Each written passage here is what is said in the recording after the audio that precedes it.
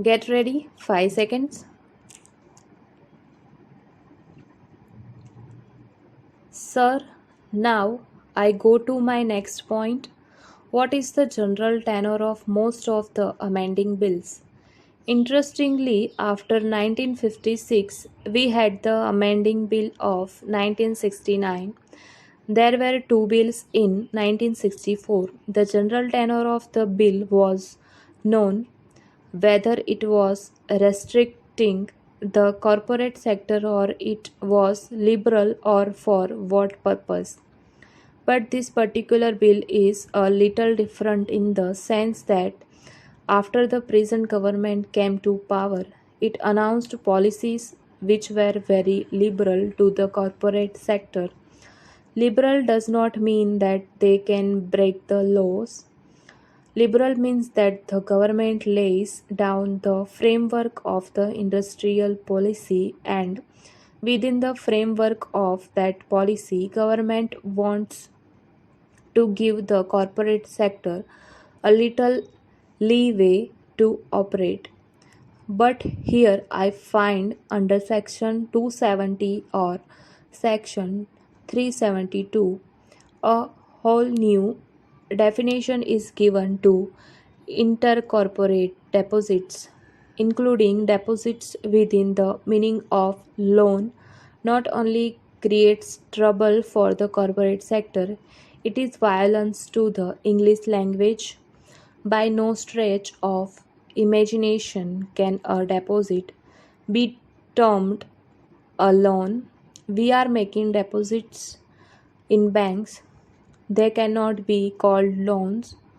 We are not giving loans under intercorporate deposit. To include it under the term loan is an atrocity, and it will only affect the small and medium entrepreneurs. The bigger companies can get enough loans from companies, from government institutions. In spite of our talk of socialism and decentralization, it is always the bigger companies which get the larger kick out of the government resources, and it is the small and medium people who are hit hard by this provision. While ostensibly it is meant to protect the small men, the people who are really hit by the tenor of this bill are the small and medium entrepreneurs.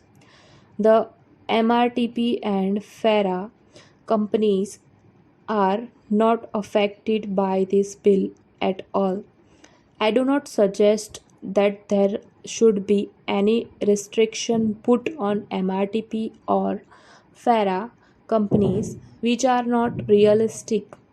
What I submit is in the scheme of things, the industrial policy resolution from the time of Jawaharlal Nehru, which government still professes is a relevant document.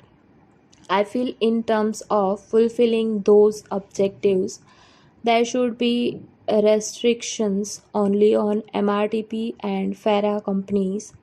Small and medium sized companies should be outside the orbit of most of these restrictions. Only then will the company law be effective. Otherwise, this series of amendments may add to the plethora of amendments that we have been adding from year to year.